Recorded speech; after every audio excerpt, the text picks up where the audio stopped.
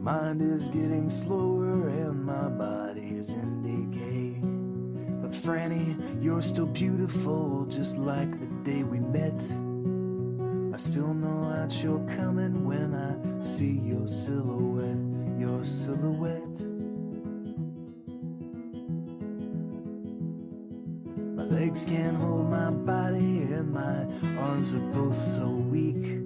The kids brush me away like I'm a dusty old antique. But Franny, you still look at me like I am 25. You're still my blushing bride, and that's what's keeping me alive, keeping me alive. Well, I ain't getting any younger, and Franny, you're older too. But I ain't lost my hunger, I am still the one who waits for you. And I'll be here from this day on, until they stick me in the lawn. Yeah, I'll be here.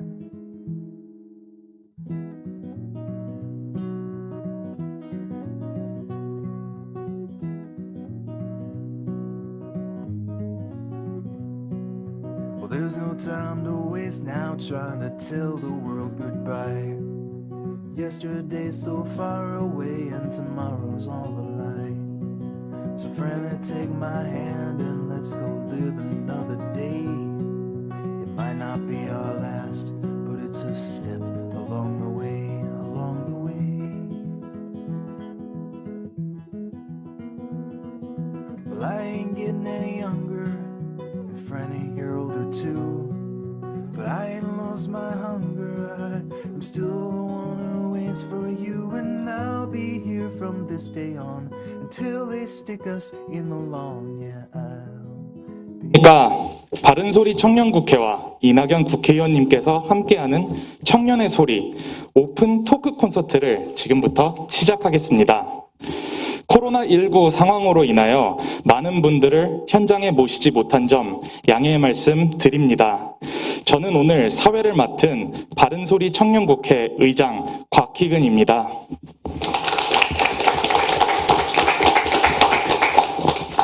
네, 이낙연 총리님 이 자리까지 귀한 걸음 해주셔서 정말 감사드립니다.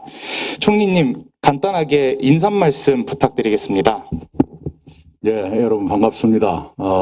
요즘 사실은 정치인들이 청년들을 무서워합니다. 오늘 저도 좀 겁을 먹고 왔어요.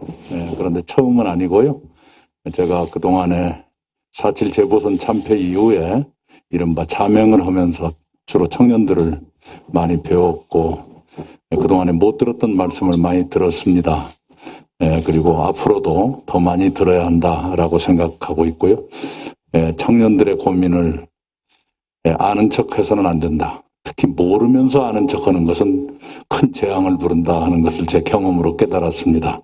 오늘도 여러분 말씀 잘 듣겠고요. 또 오늘 시간의 제약 때문에 여러분 하시고 싶은 말씀을 다 못하실 수도 있습니다만은 그동안에 제가 생각한 것은 우선 기성세대가 청년의 고민을 충분히 알지도 못한 채로 이른바 청년을 위한 정책이랍시고 내놓는 것들이 청년들의 입장에서는 효능감이 떨어지는 경우가 많다. 그래서 이제는 청년을 위한 정책에 더 얹어서 청년에 의한 정책으로까지 발전해야 한다 하는 생각을 하고 있고요. 그러기 위해서는 청년들이 정책의 입안과 수립, 어쩌면 그에 수반되는 예산을 포함한 여러 문제의 결정에까지 가능하다면 집행에까지 직접 참여할 수 있는 기회를 열어드리는 것이 청년들을 위해서나 이 나라 정치나 행정을 위해서나 필요하다 이런 생각을 가지고 있습니다. 헌법 또는 법률의 개정이 필요한 문제지만 지금은 청년들의 피선거권, 공직 진출에 나이 제한이 있어요. 그것을 헐어버릴 필요가 있다. 선거권은 자꾸 낮아지는데 왜 피선거권은 그대로 있는가? 그런 문제의식도 가지고 있습니다. 해서 청년들께서 그런 선거에 참여하실 기회도 더 넓게 갖고 그걸 통해서 직접 정책에 대한 비판 또는 점검, 제안 이런 일을 함께 할 기회를 더 많이 드리는 게 좋겠다. 이런 생각을 하고 있습니다. 청년들이 안고 있는 여러 고민이 많은데 제일 큰 고민이 주거하고 일자리일 겁니다. 그걸 여기서 길게 설명 안 드려도 여러분 제가 그동안에 무슨 얘기를 해왔던가 다 짐작하실 테니까요. 그 정도로 하고 혹시 여러분께서 물으신다면 제가 나중에 답을 드리겠습니다만은 그 얘기를 모두에 많이 하는 것은 시간 관리에 현명한 것 같지가 않습니다. 오늘 좋은 말씀 기대합니다. 네, 고맙습니다. 네, 청년을 향한 진솔하고도 진정성 있는 그런 귀한 말씀 감사합니다. 다음으로 바른소리 청년국회 대표 박수원 대표님 간단한 인사 말씀 부탁드리겠습니다.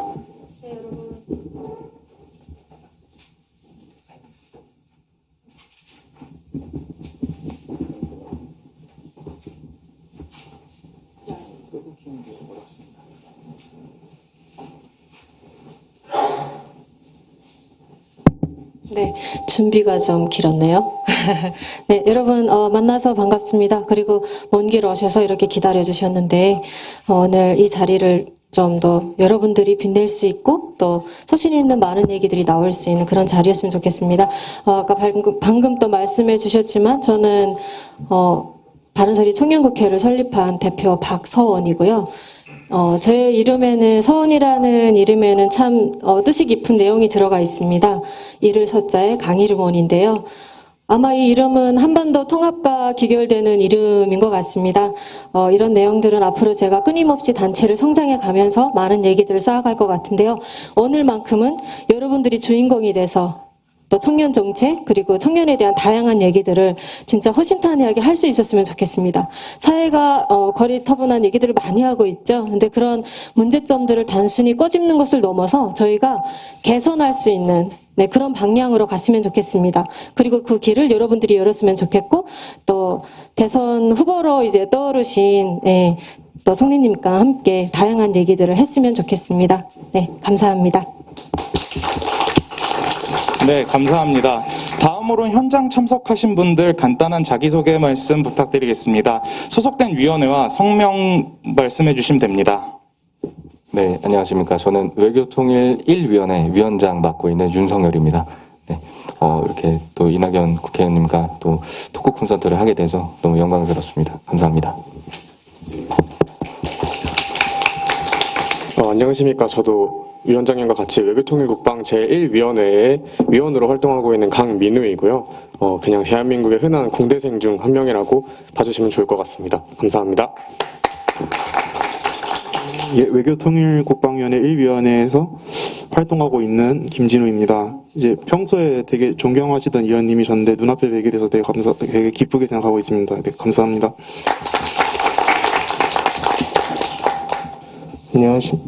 안녕하십니까. 외교통일국방 제5위원회 황인성입니다. 의원님과 오늘 좋은 말씀 기대하겠습니다. 안녕하세요. 저는 법제사법 제2위원회 의원 김은재입니다. 의원님 뵙게 되어서 정말 영광입니다. 안녕하세요. 법제사법 제1위원회 김민수입니다. 먼 길 오시느라 되게 고생 많으셨고 이번 토론회를 통해서 많은 좋은 의제들이 나왔으면 좋겠습니다. 감사합니다. 안녕하세요. 제가 법제사법 제2위원회 노건우라고 합니다. 이 자리에 참석하게 되는 것만으로도 영광이라고 생각하고요. 모든 의견을 잘 새겨 듣도록 하겠습니다.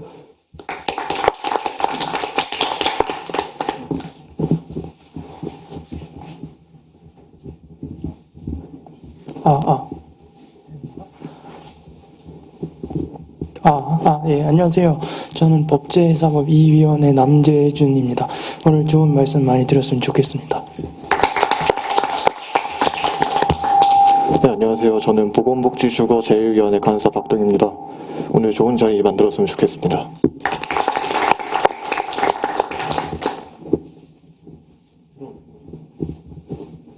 안녕하세요. 법제사법 제2위원회 김태윤입니다. 오늘 뜻깊은 시간 보냈으면 좋겠습니다. 감사합니다.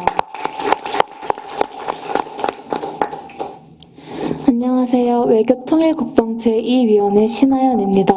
오늘 이렇게 좋은 시간을 함께 할 수 있어서 영광입니다.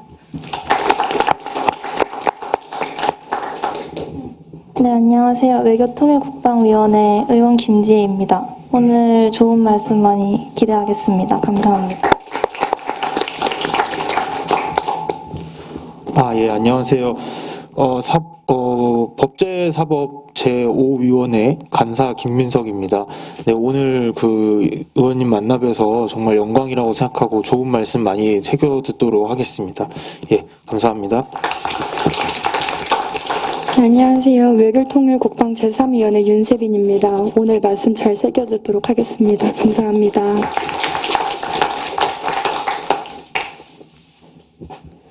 안녕하세요. 법제사법 제1위원회 김나윤입니다. 유익한 시간 됐으면 좋겠습니다. 감사합니다. 네, 안녕하세요. 보건복지 제3위원회 전현수라고 합니다. 세 보니까 의원님하고 만나뵌 지가 요번이 한 6번째 만나뵙는 거더라고요. 저번에 마지막으로 만나뵀을 때보다 확실히 좀 얼굴이 피신 것 같고 좀 건강해지신 것 같아서 그거는 좀 마음이 놓입니다. 이번에 좀 좋은 시간 됐으면 좋겠습니다.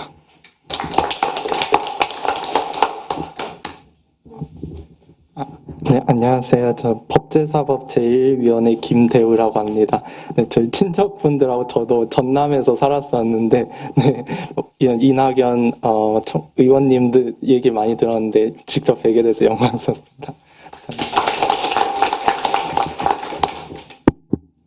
안녕하세요. 외교통일국방 제1위원회에서 소속된 대학생 김종우라고 합니다. 저희 부모님이 총리님의 굉장한 팬이신데 제가 이렇게 실제로 뵙게 되어 정말 영광이 그지없습니다. 감사합니다. 안녕하세요. 저는 현재 법제사법1위원회에서 간사를 맡고 있는 양승진이고요. 저 같은 경우에는 대학을 서울 올라오기 전까지 한 19년 정도를 전남에서 거주를 했는데요. 지금 본가도 전남이고요. 그리고 본가는 전남 여수고 그 다음에 고등학교를 전남 의원님이 계셨던 그 장성군에서 나왔어요. 그래서 오늘 이렇게 만나 뵙게 된 점 되게 영광으로 생각합니다. 오늘 말씀 잘 새겨듣도록 하겠습니다. 감사합니다. 안녕하세요. 저는 외교통일국방 제3위원회 위원 오경현이라고 합니다. 평소 이제 제 할아버님께서도 정계에 계셨었는데 그래서 저도 정계 진출에 좀 관심이 많은 대학생입니다. 그래서 오늘 이렇게 이낙연 의원님 만나 뵙게 돼서 영광이고 오늘 또 청년들을 위한 많은 좋은 말씀 기대하겠습니다. 감사합니다. 네, 안녕하십니까. 교육 제2위원회에 속해 있는 홍주석이라고 합니다. 우선 평소에 이렇게 존경하는 의원님을 만나 뵙게 되어서 영광이고 또 오늘 다양하고 의미가 깊은 많은 이야기들 나눴으면 좋겠습니다. 감사합니다. 네, 안녕하십니까. 제 교육위원회 위원회 허희라입니다. 이낙연 국무총리님 유명하시다고 들어서 만나 뵙게 되어서 영광입니다. 오늘 좋은 말씀 부탁드립니다. 네, 안녕하십니까. 저는 법제사법 제2위원회 위원장 박연지입니다. 오늘 이렇게 만나 뵙게 되어서 너무 영광이고 저도 정계에 생각이 있기 때문에 이런 자리를 꼭 오고 싶어서 오늘 꼭 유익한 대화, 생산적인 대화가 오가는 시간이 되었으면 좋겠습니다. 감사합니다. 네, 안녕하세요. 외교통일국방 제3위원회 오수연입니다.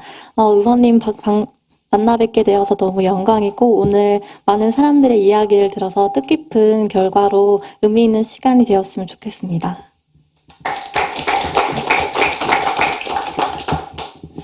네, 이 자리까지 와주신 바른소리 청년국회 모든 위원님들께도 깊은 감사의 말씀 드립니다. 저희가 이제 토크 콘서트로 넘어가도록 하겠습니다. 저희 토크 콘서트는 사전 Q&A 그리고 현장 Q&A 두 가지로 진행이 되겠습니다. 현장에 계신 분들, 온라인으로 참석하신 분들, 그리고 오늘 아쉽게도 참석하지 못하신 분들 중에 총리님께 정말 질문 드리고 싶다는 질문이 많았는데요. 그중 6가지 질문을 뽑아서 총리님께 전달해 드려서 사전 Q&A 시간을 갖게 되었습니다. 운이 좋게도 사전 Q&A 질문 전달해드린 3분 모두가 다 현장에 오셔서 그분들께 직접 질문을 들어보고자 하는데요. 먼저 남재준 위원님 질문해 주시면 감사하겠습니다.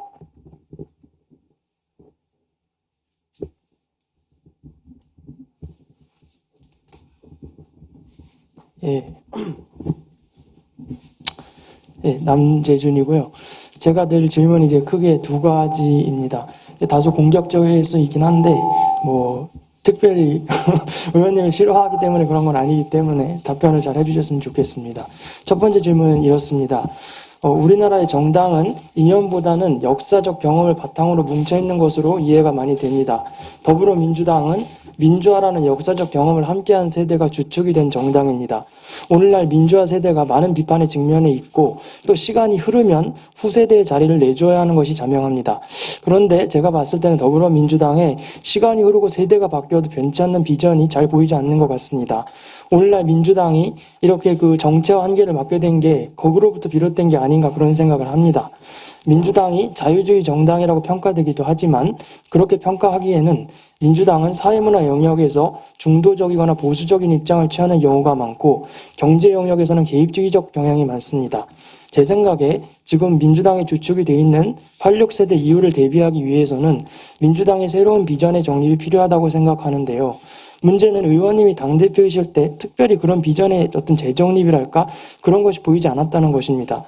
제가 생각하기에 의원님은 오늘날 어떤 기성 노선과 경험의 유지를 통한 정권 유지를 도모하는 민주당의 경향을 대표하고 계시지만 가치관과 비전과 혁신이 없는 정당이 국민에게 정권을 요구하기 어렵다고 생각합니다. 이런 전제에서 의원님은 86세대 이후에 더불어민주당을 이끄는 데 있어 어떤 새로운 가치관과 비전을 갖고 계신지 여쭤보고 싶고요. 그다음에 두 번째는 좀 더 짧습니다. 더불어민주당은 검찰개혁과 같은 의제에서는 지지율 하락을 감수하고서라도 관심을 보이며 밀어붙였지만 차별금지법과 같은 의제에서는 무관심한 태도를 보이고 있습니다.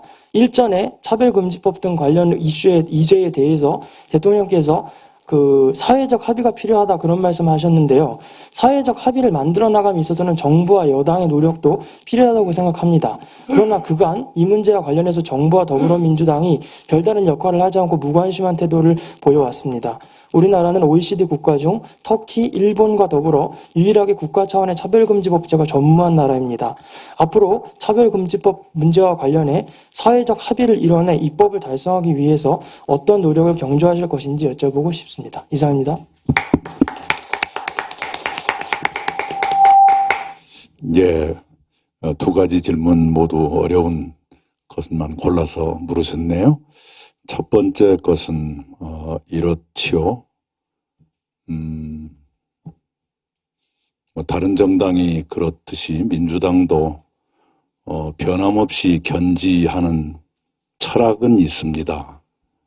주로 효율보다는 민주성 또는 부유층보다는 서민과 중산층, 한반도의 긴장보다는 평화를 중요시하는 그리고 공정성이라고 하는 것을 좀 더 중요시하는 그런 철학을 가지고 있지요.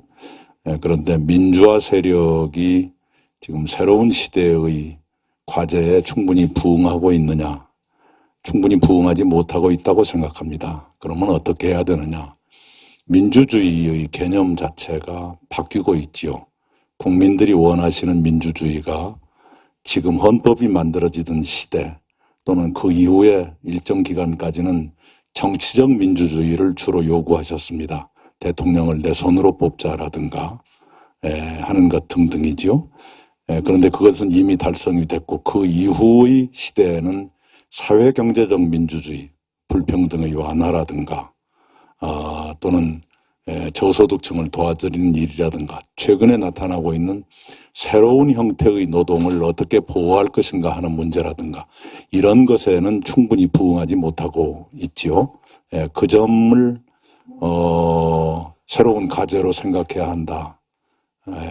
고 믿고 활동해 왔습니다. 제가 대표로 일하는 동안에 기억하실지 모르지만 맨 먼저 현장을 찾아다녔던 곳이 바로 필수 노동자들의 노동 현장이었고 그것이 이제 필수 노동자 보호 및 지원법이라든가 또는 택배 노동자를 돕는 생활물류서비스산업법 이른바 생물법이라든가 그런 식으로 나타났지요. 충분했다고는 생각하지 않지만 지금 요구되고 있는 그런 사회적 과제에 대해서 응답하기 시작했다. 충분치 않지만 어떤 사회적인 요구가 새롭게 나타나고 있는지는 저희들도 파악하고 있다. 이렇게 말씀을 드리겠습니다. 노동의 말씀이 나왔으니까 말씀드리는데 이제까지의 노동자 보호의 틀이 새롭게 나타나는 노동자를 보호하는 데 한계가 있습니다. 무슨 말씀이냐 하면 이제까지의 노동자 보호의 틀은 노동자가 특정 사용자, 특정 사업체 또는 특정 기업에 속하는 것을 전제로 해서 그 노사관계를 전제로 하는 보호망을 만들었거든요. 이른바 노동자의 전속성, 어떤 사용자에게 내가 전속돼 있다. 그 전속성을 전제로 하는 보호망이었어요. 그런데 지금 새롭게 나타나는 플랫폼 노동들은 전속성이 무너지고 있거든요. 노동자 한 사람이 두세 명의 사용자와 계약을 할 수도 있습니다. 예를 들면 제가 라이다 체험도 한번 해봤었는데요. 한 곳에만 계약하는 것이 아니라 두세 군데를 할 수도 있고 투잡을 뛸 수도 있는 것입니다. 대리운전도 마찬가지고 택배도 마찬가지고 그렇습니다. 그 경우에 그 노동자는 어떻게 보호할 것인가 하는 제도가 아직 안 만들어져 있습니다. 그런 것을 우리가 하려고 노력하고 있고요. 그런 것이야말로 정치 집단이 해야 될 일이다 이렇게 생각을 하고 있습니다. 지금은 그런 새로운 형태의 노동에서 가장 시급한 문제는 보호망이 만들어지지 않았다는 것뿐만 아니라 그런 노동의 공정가격이 형성되어 있지 않습니다. 그래서 착취의 형태로 진행되고 있습니다. 이것이 빨리 공정가격, 즉 적정임금이 빨리 사회적 합의로 책정될 필요가 있고 우리 당이 그런 노력을 했으면 좋겠다 싶고요. 그 보호망에 관해서 말씀을 드리면 고용보험이 그런 플랫폼 노동자들께도 적용되도록 하자 하는 것이 지금 당면한 과제입니다. 두 번째가 이제 차별금지법이죠. 차별금지법이 만들어지지 못하고 있는 대한민국의 현실이 안타깝습니다. 그런데 그것을 소극적이다라고 보지 마시고 거기에 얽혀있는 문제가 주로 종교이기 때문에 대단히 예민합니다. 그래서 그런 문제를 너무 드러내지 않고 조용한 방법으로 합의를 얻어가는 길은 없을까? 이걸 찾아가는 과정이다. 이렇게 이해를 해주시면 고맙겠습니다. 짐작하실 겁니다. 여러 견해 차이라든가 갈등이 우리 사회에 있는데 그래도 정치하는 사람들로서 조금 이렇게 현명하게 피해가고 싶은 분야, 조심스러운 분야에 종교가 속하지 않습니까? 그래서 차별금지법은 매우 신중하게 하고 있다. 이런 말씀을 드릴게요. 그러나 어떤 이유로든 그게 만들어지지 못하고 있는 대한민국 현실에 대해서 안타깝게 생각합니다. 네, 총리님 진정성 있는 답변 감사합니다. 다음으로는 전현수 위원님 질문해 주시면 감사하겠습니다.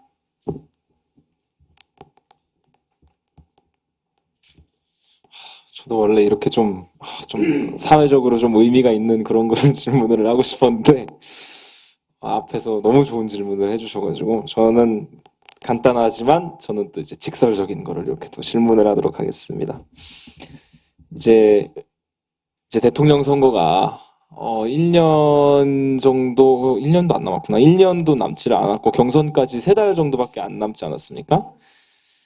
왜 본인이 대통령이 되어야 한다고 생각하시는지, 그리고 만약에 대통령이 되어야 한다면 본인이 이 시대를 발전시킬 수 있는 그러한 시대 정신을 가지고 있는 사람이라고 생각하시는지, 있다면 그 이유는 무엇인지가 첫 번째 질문이고요. 두 번째 질문은 더 간단합니다. 본인이 여타의 대권 주자들에 비해서 가지고 있는 차별점이 무엇인지, 그것이 좀 궁금합니다. 예,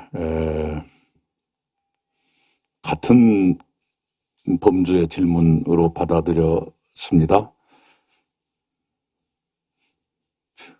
모든 시대는 특히 변화가 급속히 전개되는 그런 시기는 늘 과도기적인 성격을 띱니다. 과도기는 대단히 노련한 지도자가 필요하다고 생각을 해요. 그래서 시행착오가 없이 낙오되는 국민들이 나오지 않으시도록 세심하게 배려해 가면서 안고 가는 그런 나라가 될 필요가 있다고 생각하고요. 그 점에서 제가 좀 낫지 않을까 생각을 합니다. 왜냐하면 그걸 경험했기 때문이죠. 제가 2년 7개월 13일 민주화 이후 최장수 총리로 일했습니다마는 그 당시에 재난재해가 굉장히 많았었습니다. 메르스가 2번째 왔었고 산불, 태풍, 지진, 조류 인플루엔자, 아프리카 돼지열병, 하루도 쉴 날이 없을 정도로 많았었는데요. 저는 비교적 안정적으로 대처했고 좋은 결과를 냈다고 생각합니다. 제가 총리를 그만두고 나갈 때 대통령께서 바로 그 경험을 책으로 한번 써봐라 하고 권유하실 정도였으니까요. 그런 경험들이 지금의 국정 운영에 많은 도움이 될 것이다 라고 생각을 합니다. 그리고 다른 지도자들도 나름의 장점을 갖고 계시지요. 그런데 제가 제 입으로 자랑하는 것은 좀 쑥스럽지만 아마도 대외관계, 외교 경험은 제가 제일 많을 거예요. 총리로서 25개 나라를 방문해서 매번 괜찮은 성과를 내고 회담도 하고 그랬거든요. 네, 그런 경험은 소중한 자산이다 이렇게 생각합니다. 네, 감사합니다. 다음으로 김대우 위원님 질문해 주시면 감사하겠습니다. 네, 안녕하세요, 위원님. 저는 다문화 가정과 농업과 관련된 주제로 2가지 질문을 드리려고 합니다. 첫 번째 주제는 최근 기후위기로 인해서 농민들은 매년 큰 피해를 보고 있습니다. 하지만 반대로 농업은 또 온실가스를 배출하는 산업이기도 합니다. 그래서 최근에 각국 정부가 탄소 중립을 위해서 농업에 여러 가지 규제를 가하자 특히 독일이나 네덜란드 같은 일부 국가들에서는 정부와 농민들 간의 충돌이 일어나고 있습니다. 우리나라 역시 탄소 중립을 위한 과정에 있어서 농민들의 반발이 필연적으로 일어날 텐데 이에 대한 방안이 있는지 묻고 싶고요. 두 번째는 다문화 학생은 매년 빠르게 증가하고 있는데 하지만 다문화 학생들을 향한 학교 폭력이나 혐오는 여전히 계속 증가하고 있으며 중퇴율도 평균보다 높고 대학 진학률은 전체 평균의 18%나 낮은 49%에 불과합니다. 네, 저는 그나마 운이 좋게 대학교에 붙은 케이스인데요. 도시와 농촌 간 그리고 또 코로나19로 인한 교육 격차가 겹치면서 올해는 더 심각해질 것으로 예상되는데요.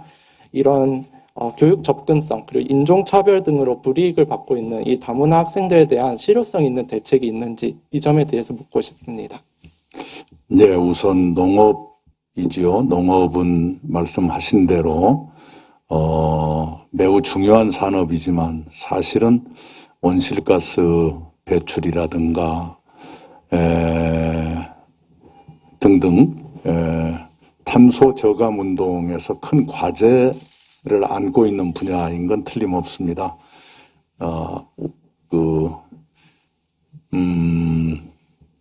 하우스 농업뿐만 아니라 축산도 그렇고요.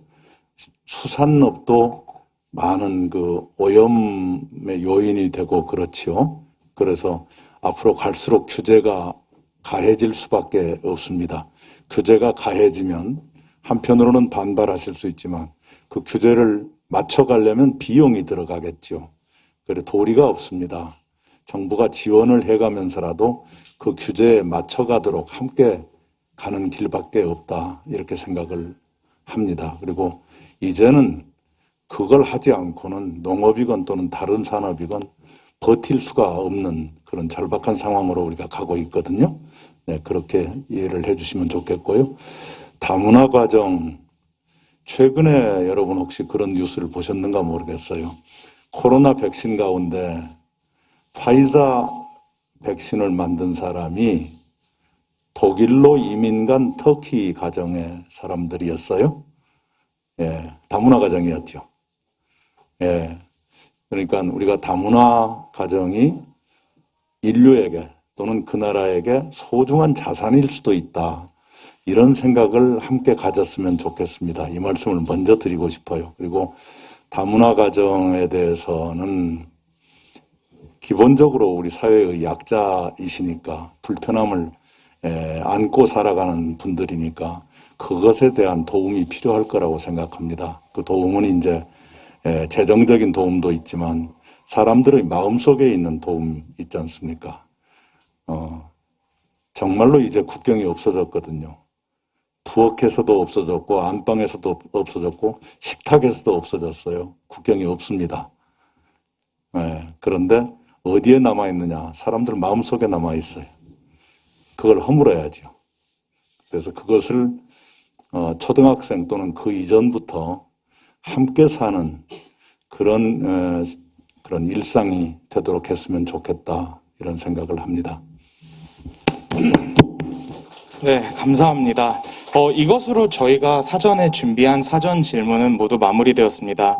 아무래도 사전 질문이라는 용어가 담고 있듯이 미리 준비된 질문이다 보니 다소 좀 전문적이기도 하고 정제되었지만 다소 딱딱한 부분이 없지 않아 있는 것 같습니다. 그래서 제가 총리님께 질문 하나 드리고 싶은데요. 네.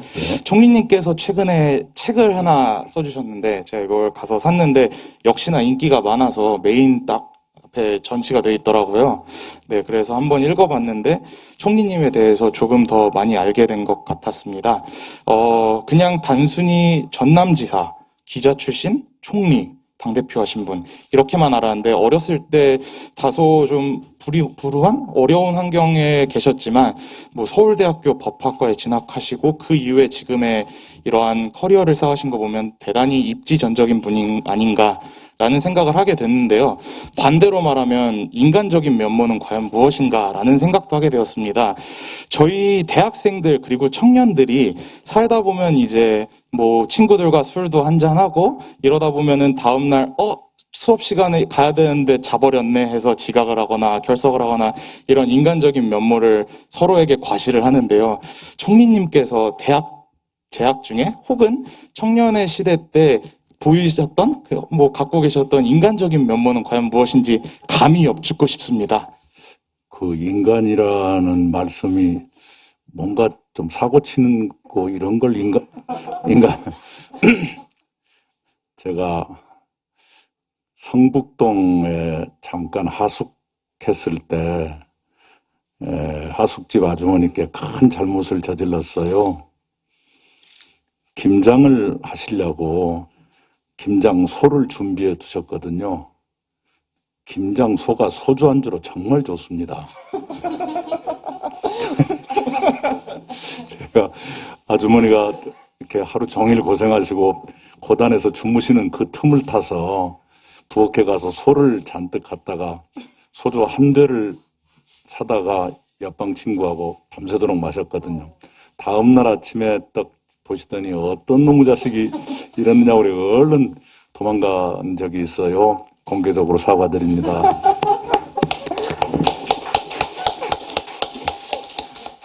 말씀을 들으니까 역시 총리님도 사람이셨군요. 감사합니다. 너무 재밌는 일화가 되었던 것 같습니다. 네. 그러면 이제 사전 질문은 여기서 마무리를 하면 될 것 같고요. 다음으로 현장 질문으로 넘어가도록 하겠습니다. 그런데 현장 질문에 들어가기에 앞서 아무래도 총리님께서 지금 국회에서 외통위에 소속되어 계시니까 저희 바른소리 청년국회 외통위에서도 총리님께 질문을 드리면 좋겠다라는 그러세요? 생각이 듭니다. 네, 윤석열 위원장님 혹시 질문하실 거 있으시면 해주시면 감사하겠습니다.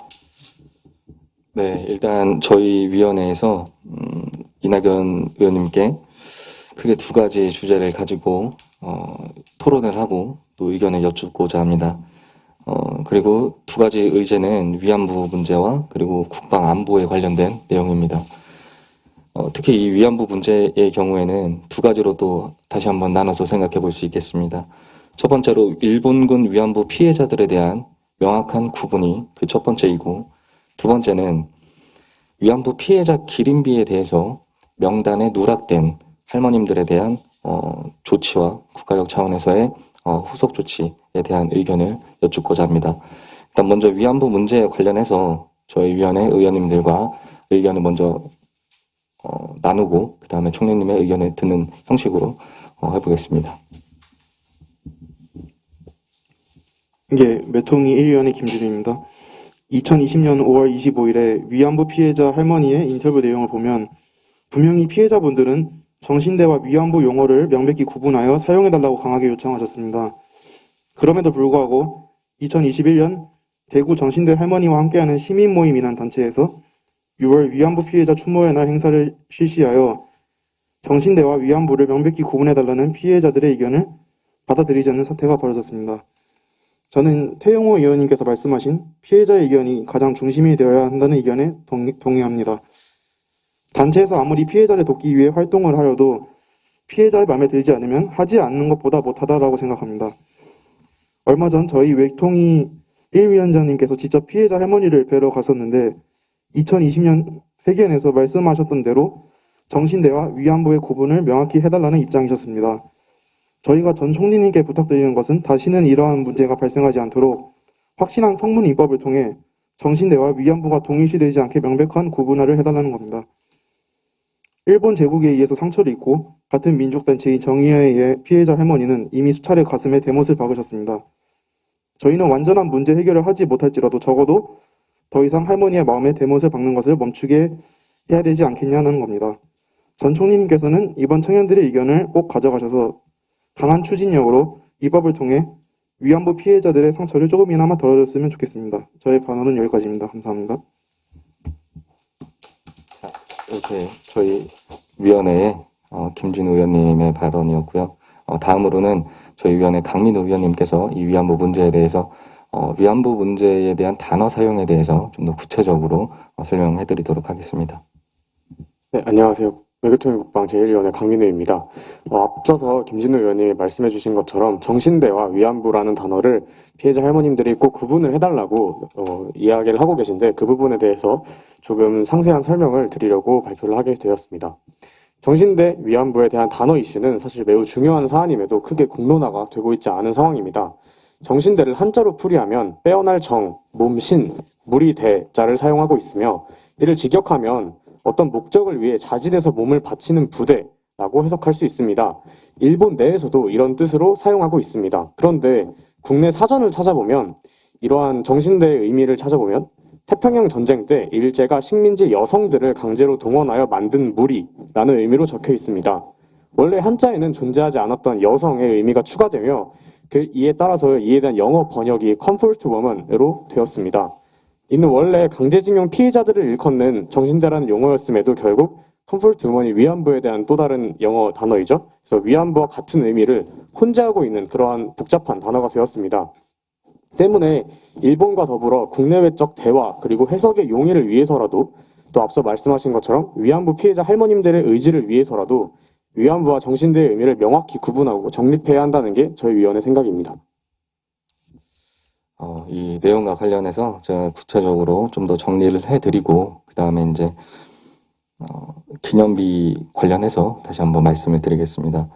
일단 그 이용수 위안부 일본군 피해자 할머니께서 이 용어 구분에 대해서 명확히 해달라 라는 말씀을 여러 차례 하셨었고, 특히 작년 5월 기자회견에서도 정신대와 위안부의 용어 차이를 두고 논란이 계속되고 있다. 이에 대한 명확한 구분이 필요하다.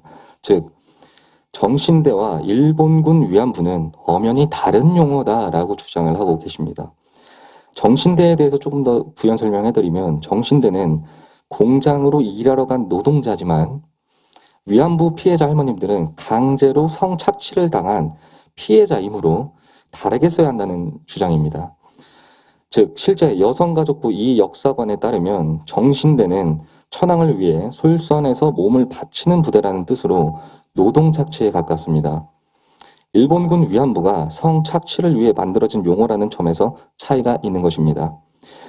개념이 다른 두 단어이지만 아직도 우리 국내 위안부 피해자 지원 단체들은 정신대를 주로 사용해 왔고, 정신대에 끌려간 여성 노동자들이 위안부로 끌려가는 사례 등이 있었기 때문에 정신대와 위안부를 혼용해서 사용하는 경우가 많았습니다. 즉, 이 정신대와 위안부에 대한 용어 차이를 명확히 구별할 필요가 있고, 이것은 국가적 차원에서 마련이 돼야 된다고 생각합니다. 그리고 두 번째 문제는 아마 좀 이낙연 의원님께서 생각이 많으실 것으로 생각이 됩니다. 위안부 피해자 할머니들의 기림비에 관련된 내용인데, 윤미향 더불어민주당 의원이 상임대표로 있던 당시 한국정신대문제대책협의회, 줄여서 정대협이라고 하죠. 이 정대협이 위안부 피해자 기림비 명단에서 누락한 피해자 할머니 수가 최소 8명에 달하는 것으로 나타났습니다. 기림비 사업에서 배제된 이들은 윤미향 정대협 활동의 부적절성을 지적하고 맞섰다는 공통점이 있습니다. 2020년 6월 5일 날 곽상도 의원에 따르면 정의기억연대, 정의연의 전신인 정대협이 지난 2016년 건립했던 서울 중구 남산 기억의 터 기림비에 이름이 새겨져 있지 않은 위안부 피해자 할머니 수가 8명에 달했으며, 이 중 신미자, 박복순, 우가명 등 위안부 피해자 할머니 3명은 2004년 정대협을 상대로 제기했던 모금 행위 및 시위 동원 금지 가처분 소송을 취하는데 끝까지 동의하지 않았습니다. 위안부 피해자 총 13명이 모금한 돈의 행방을 알 길이 없으며 여기서 말하는 자신들은 정대협입니다. 자신들의 배만 불리고 있다며 냈던 해당 소송을 중도 취하한 할머니들의 이름만 현재 기림비의 명단에 새겨져 있습니다. 기림비 명단에서 누락된 윤모 할머니 등 4명은 신미자 할머니와 함께 세계평화 무궁화회를 발족해 정대협을 비판했습니다. 이들은 일본 법정에 출석해 위안부 피해를 증언했고, 정대협에 대한 불만을 털어놓았으며, 성모 할머니 역시 기림비 사업에서 배제되었습니다. 석 할머니는 1997년 일본 민간기금 여성을 위한 아시아 평화 기금 수령을 요구했을 당시 정대협 측이 받지 말라, 더러운 돈이다 라고 욕했다고 밝힌 바 있습니다. 이에 대해서 자신들의 활동에 반기를 든 위안부 할머니들을 기림비에 새기지 않도록 역사를 왜곡한 정대협 활동을 개탄하지 않을 수가 없습니다. 정대협은 총 19,754명에게서 국민 모금 형태로 돈을 걷어 기억의 터를 조성했습니다. 그런데 어떻게 실제 위안부 할머니 피해자들을 자신들의 단체에서 반대했다는 그 이유 하나만으로 기림비에 등재하지 않았는지, 그 의견에 대해서 총리님께 여쭙고 싶습니다. 말씀 다 하셨습니까? 네, 두 가지 말씀입니다. 하나는 용어, 이것도 하나는 누락의 문제입니다. 여러분 아시는 것처럼 초창기에는 정신대라는 이름으로 통칭했던 기관이 있습니다. 정신대 대책협의회도 그 기관의 산물이어서 그냥 그 통칭하는 이름으로 썼었죠. 그러다가 이제 전시 여성의 인권에 대한 인식이 좋아지면서 이른바 근로정신대와 일본군 위안부를 구분해서 쓰게 됐죠. 요즘엔 거의 다 구분되고 있는 것으로 파악을 하고 있습니다. 그리고 지금도 정신대란 이름으로 혼용하거나 그런 것은 극히 소수가 아닐까 싶습니다. 네, 그렇게 말씀드리고요. 명단 누락은 오류가 있다면 치유되는 것이 당연한 것입니다. 그런 일이 서로 간에 검증을 해서 치유를 빨리 하는 것이 좋겠다 이렇게 생각합니다. 총리님의 그 위안부 문제에 관련해서 좋은 의견 잘 들었습니다. 다음으로는 국방 안보에 관한 내용에 대해서 총리님께 말씀드리겠습니다. 최근에 굉장히 이슈가 된 문제입니다. 최근 공군, 여군 부사 간 성추행으로 사회에서 큰 논란이 진행되고 있는데 이는 군 내부에서 비리나 사건을 덮는 문화가 깊숙이 자리하고 있다고 생각합니다. 이와 더불어 코로나19로 인한 격리 장병들에 대한 시설 및 급식 부실 문제, 방산 비리 문제 등 이러한 문제들이 지속적으로 발생하고 해당 문제들이 발생을 하면 해결을 우선적으로 하는 것이 아니라 문제를 덮고 공론화하는 것을 막는 것에 치중하고 있다고 생각합니다. 따라서 이러한 문제를 해결하기 위해서는 군 내부의 인식 개선을 위한 지속적인 교육과 더불어 강력한 처벌이 반드시 이루어져야 한다고 생각합니다. 이에 대한 이낙연 의원님의 생각을 듣기 이전에 먼저 저희 위원회 강민호 의원님의 추가 내용 발언이 있겠습니다. 네, 위원장님의 발표 내용에 덧붙여서 말씀을 드리고 싶었습니다. 이거에 대해서 원래는 대본을 미리 짜놨었는데 그 이후에 사건 진행 과정을 보니까 현재 많은 법 개정안이 국회에 발의된 것으로 알고 있습니다. 이외 이슈들이 공론화가 진행되었기 때문에 국회에선 군사법원법 개정안, 그리고 군형법 개정안, 군인 지위 및 복무 기본법 개정안 등 많은 법률 개정안을 발의를 한 상태입니다. 하지만 이렇게 이슈에 매몰되어서 주먹구구식으로 급하게 진행되는 법 개정은 다시 또한 여러 문제들을 발생할 수 있는 위험성이 존재한다고 생각을 합니다. 이러한 사례는 개인적인 의견일 수 있지만 민식이법이라던가 전동 킥보드법 관련해서 여러 번 드러난 문제라고 생각을 합니다. 또한 이러한 법 개정 자체가 근본적인 해결책은 아니라고 생각하는데요. 폐쇄적인 군 조직이기에 문제의 예방이 가장 중요하지만 이와 관련한 해결책, 이 예방에 관한 해결책은 사실 원론적인 수준에 그치고 있습니다. 군에서 내부 고발자에 대한 낙인 찍기가 멈추지 않는 한 이러한 문제는 해결되지 않습니다. 그런데 일반 기본 용사들의 기본적인 내부 고발 제도인 마음의 편지조차 사실 전혀 작동하지 않고 있고 오히려 희화화되고 있는 상황이기에 어찌 보면 그것보다 폐쇄적인 군 간부들 사이의 내부 폭로는 기대하는 것 자체가 어불성설이라고 생각합니다. 때문에 이와 관련하여서도 총리님께 해결책을 조금 여쭙고 싶어 이렇게 발언을 하게 되었습니다. 이상입니다. 예, 아닌 게 아니라 최근에 우리 군이 국민들께 너무 많은 실망을 주고 있습니다. 방역에 구멍이 뚫렸다거나 급식에 부실이 드러났다거나 특히 병역 내의 인권 침해 사례가 빈발하고 그에 대처하는 방식이 매우 범죄적이다. 이런 점에서 국민들의 분노를 사기에 충분합니다. 방역은 집단 생활을 하는 곳이기 때문에 매우 취약해서 그 특별한 대처가 필요했는데 그러지 못했다는 아쉬움이 있습니다. 다행히 지금은 한 번 맞는 백신이 병사들에게 우선 접종되는 것, 이건 다행이라고 생각합니다. 얀센이 다른 접종과 다른 백신과 달리 한 번이면 되는 것이니까요. 그것은 우리 국민들께서도 이해를 해 주시리라 생각을 합니다. 그렇게 하고 급식 문제는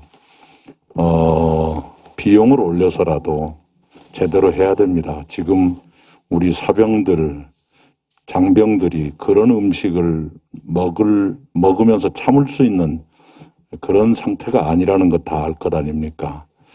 제일 중요한 게 이제 병역 내의 인권 침해입니다. 저는 최근에 그렇게 제안을 했습니다. 군의 폐쇄성 때문에 앞으로도 그런 일이 안 생긴다는 보장이 없을 거니까 현저한 인권 침해는 외부의 독립된 기관한테 조사를 맡기는 것이 어떤가 이런 생각을 저는 합니다. 여러분 영화 보셨는지 기억나세요? A Few Good Men이라는 영화가 있었어요. 톰 크루즈와 데미 무어가 나오고 어떤 부대의 아주 권위주의적인 상관에 잭 니콜슨이 나왔던 영화지요. 그런 걸 연상했습니다. 그 그 부대라는 게 잘못을 충분히 가릴 수 있고 가리고 싶어 하는 그런 속성이 있는 것인데 그걸 외부의 인사들이 가서 파헤치는 영화잖아요. 그렇게 해야 될 것이다 생각합니다. 지금 우리 국방위원회는 군 인권조사관인가 뭔가가 돼 있는데 그걸 파견하자, 두자라는 그 법안이 나가 있어요. 그것으로 충분할까? 우리 항시 뭔가를 감추려 드는 은폐의 속성이 있을 수 있다는 걸 염두에 두고 조금 대담하게 법을 만들었으면 좋겠다. 이런 생각을 합니다. 제가 그 이모 중사님 거기 조문도 다녀왔었는데요. 뭐 드릴 말씀이 없었습니다. 그 피해 신고를 받고 난 뒤에 그 부대 내에서 벌어졌던 일들 보면 말도 안 되는 일들이 벌어지거든요. 문자 그대로 범죄입니다. 그래서 그 일로 공군 참모총장이 물러났습니다마는 대통령께서 말씀하신 대로 지위가 높고 낮음을 가리지 않고 엄정하게 처벌해서 다시는 그런 일이 없어야 되고요. 특히 돌아가신 분의 명예가 회복될 수 있도록 그동안에 있었던 일들에 대한 아주 세밀한 처벌이 있어야만 그분이 얼마나 억울한 상태에 내몰렸는가 하는 것을 살아있는 사람들이 이렇게 깨닫게 될 것이다 이렇게 생각합니다. 감사합니다. 저희가 시간 관계상 외통위 질문을 더 받으면 좋지만 여기까지 하고 이렇게 긴 질문에 정말 진정성 있게 답변해 주신 총리님과 그리고 이러한 긴 질문도 이렇게 준비해 주신 외통위에게 박수 한 번만 주시면 감사하겠습니다. 네, 그러면 이제 현장에 참석하신 분들 그리고 온라인 줌으로 참석하신 분들의 Q&A 시간을 진행하도록 하겠습니다. 뭐 지금까지 했던 이런 사회적 이슈 관련해서 정치인 이낙연이 궁금하다라는 질문도 좋고 이거는 총리님께 여쭤봐야 될 것 같은데 혹시 인간 이낙연에 대한 질문도 괜찮을까요? 물론이죠. 동물 이낙연이어도 좋습니다. 아까 보니까 이쪽에 또 우리 이낙연 총리님에 대한 개인적인 팬들도 몇 분 계신 것 같은데 네. 인간 이낙연 또 이제 김치소에 소주 한 잔 곁들이시는 그런 소탈한 모습도 있으시다고 말씀해 주셨는데 이러한 소탈이 아니라 범죄였습니다. 절도죠, 절도. 네, 그렇게 해서 그런 인간 이낙연에 대한 질문도 좋을 것 같습니다. 뭐 현장 참석자분들, 온라인 참석자분들 질문 있으신 분들은 손 들어서 발언권 얻고 질문해 주시면 감사하겠습니다. 네, 사전 질문자보다는 일단 먼저 질문 안 하셨던 저 뒤에 계신 분, 네. 소속과 성함 말씀해 주시고 질문해 주시면 감사하겠습니다. 예. 바른소리 청년국회 제5법사위원회 소속 김민석 간사입니다. 제가 다른 게 아니라 저는 좀 이제 정책적인 질문 하나 하고 싶은데요. 그 앞으로 이낙연 의원님께서 앞으로 이제 대통령 되실 분이시고 이제 그리고 이제 청년 정책에 특별히 이제 관심을 가지고 이 자리에 와주셨으니까 제가 주택 문제 관련해서 어떤 생각 가지고 계신지 뭐 하나만 여쭤보도록 하겠습니다. 최근에 이제 기본주택 정책이라고 그래서 이재명 경기도지사가 최근에 이제 이렇게 제안하고 계시는 정책이 있는데요.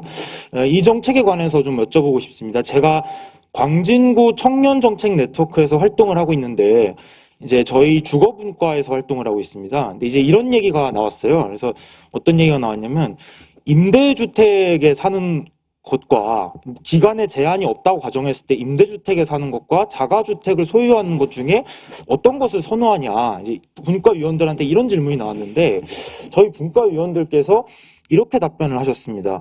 그러니까 저를 제외한 다른 분들은 거의 다 자가주택을 소유하고 싶다 이렇게 얘기를 하셨습니다. 그래서 사실 청년들이 지금 임대주택이 아니라 자가주택 소유를 간절하게 원하고 있는 실정입니다. 그런데 이제 지금 현실적으로 저는 개인적으로 이제 집값을 잡는 게 요즘 같은 경제 상황에서 집값을 잡는다는 거는 정말 쉽지 않다라고 생각을 합니다. 그래서 청년들이 집을 사기 위해서의 접근 방식이 집값을 잡는 방식으로 가기보다는 저는 기본주택과 같은 방식으로 가서 기본주택 같은 경우에는 이제 물론 분양을 못하는 분은 임대로도 할 수 있게 장기 임대 정책도 있지만 분양형 기본주택이라고 해가지고 이 분양을 원하는 사람, 집을 사고 싶은 사람한테는 공공토지 임대 환매부 제도라 그래가지고 싼 가격에 분양을 받고 대신 로또 분양을 방지하기 위해서 그 로또 분양 수익만큼은 나중에 비율대로 환수를 하는 그런 분양 제도를 가지고 있습니다.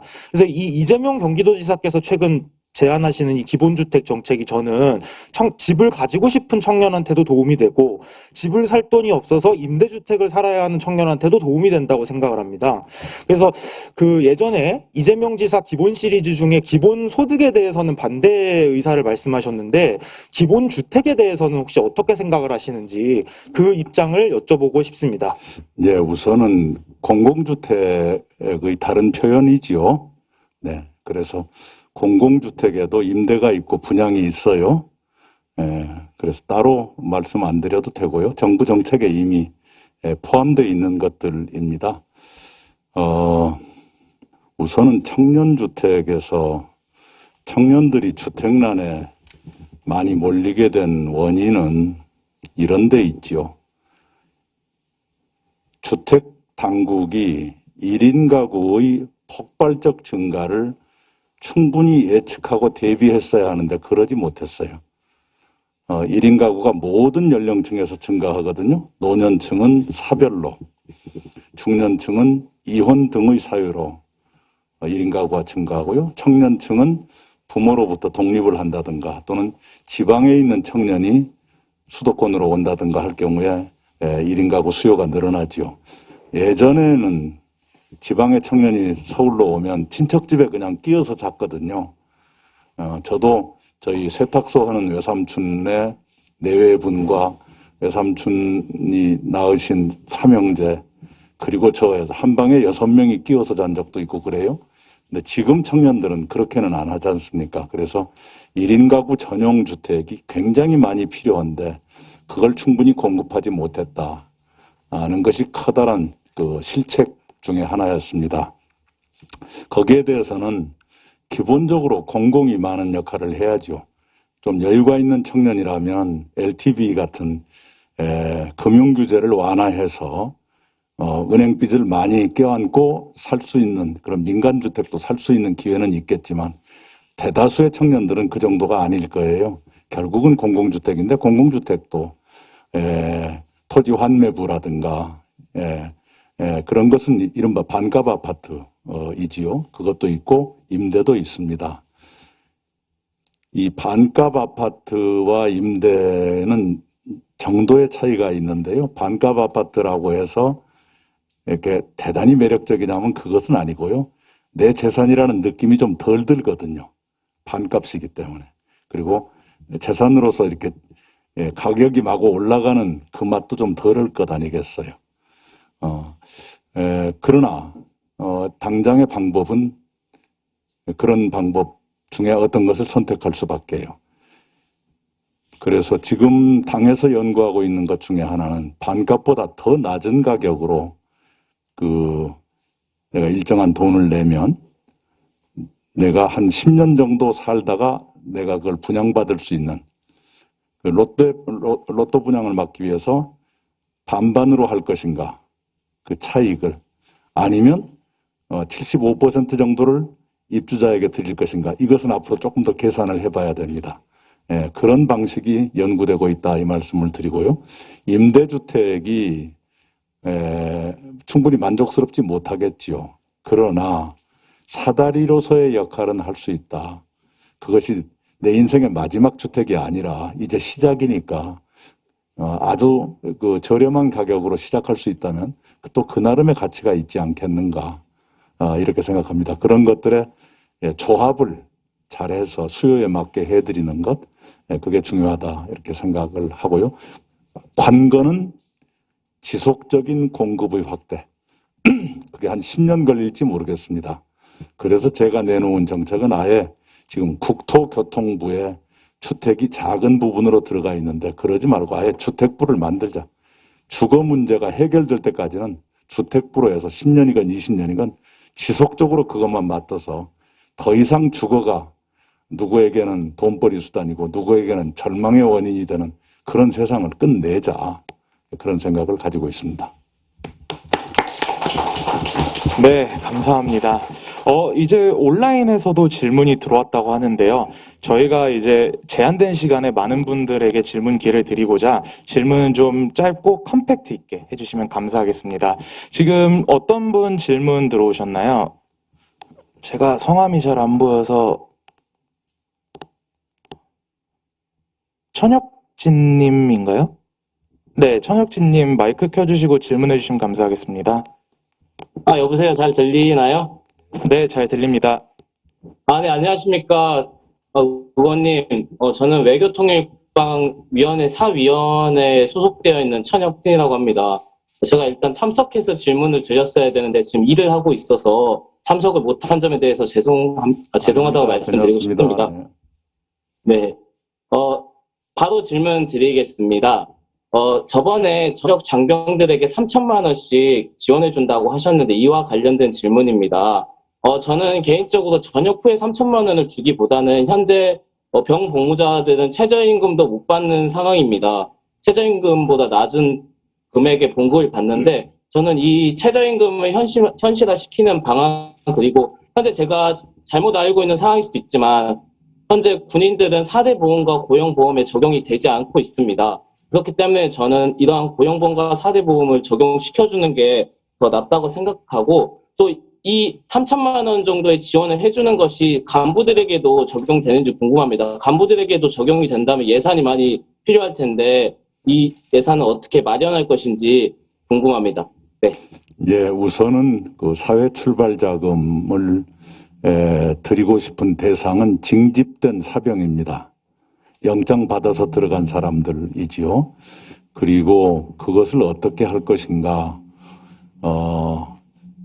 지금 병장들 월급이 60만 9천 원쯤 될 거예요. 문재인 대통령 공약은 병장 봉급이 최저임금의 50%까지 되도록 하겠다라는 것인데 올해 기준으로 보면 33% 수준입니다. 대통령 재임 중에 공약을 지키기가 지금 만만치가 않죠. 그래도 과거보다는 굉장히 많이 올렸는데 그래요. 그래서 이 사병들의 봉급은 조금 더 인상할 여지가 있다. 이 말씀을 하나 드리고요. 그 다음에 사병들이 오른 월급을 다 소비하느냐 하면 그렇지 않아요. 돈 쓸 시간도 별로 많지 않고요. 대체로 보면 저축을 하고 또는 어떤 분들은 고향에 계신 어머니한테 붙여드리기도 하고 그렇습니다. 그런데 지금은 내일 준비적금이라는 적금제도가 적금제도가 있는데 이렇게 돼 있습니다. 한 달에 20만 원까지 두 계좌까지 넣을 수 있다. 이렇게 돼 있어요. 그리고 세금을 물리지 않는 이자로 작년까지는 5%였는데 금년부터 6%를 올려드립니다. 그래서 복리로 계산을 해서 만약에 병장들 봉급이 조금 더 올라간다고 전제하고 한 계좌에 20만 원씩 두 계좌까지 적금을 넣을 수 있는데 한 계좌에 30만 원까지 넣을 수 있도록 하자라고 한다면 그리고 두 계좌를 넣는다면 계산해 보면 18개월 복무하면 1133만 원 정도의 돈이 생깁니다. 복리 계산해서. 그러면 거기에다 예를 들면 비과세 이자율을 6%에서 9%까지 올린다거나 또는 봉급을 조금 더 많이 들여서 되도록이면 많은 사병들이 적금에 들어가게 한다든가 그리고 제대 축하금이란 명목으로 얼마를 얹어드리고 장기 저리 대출까지 끼워서 한 3천만 원은 만들어 드릴 수 있겠다. 그런 얘기입니다. 왜냐하면 만약 군대 안 간 친구가 있다면 그 친구는 이미 취업을 했거나 다른 방법으로 취업을 준비하고 있겠죠. 그런데 나는 군대 가서 육군에 가서 18개월 복무하다 나왔다. 그러면 취업 준비하는 기간 동안에 알바하지 말고 3천만 원 가지고 준비도 충분히 하고 좋은 직장에 들어갈 준비를 하십시오. 그 정도는 공정한 보상이라고 봐야 되지 않겠는가 이렇게 생각을 합니다. 그리고 4대 보험은 가입하게 해야죠. 4대 보험은 가입해야 하고 보험료는 월급과 별도로 국가에서 부담하는 것으로 하는 것이 옳겠다 이렇게 생각합니다. 네, 감사합니다. 다음으로는 또 현장에서 한번 질문 받아보도록 하겠습니다. 여기 가장 뒤에 계신 검정색 옷 입고 계신 여학생분, 네네네.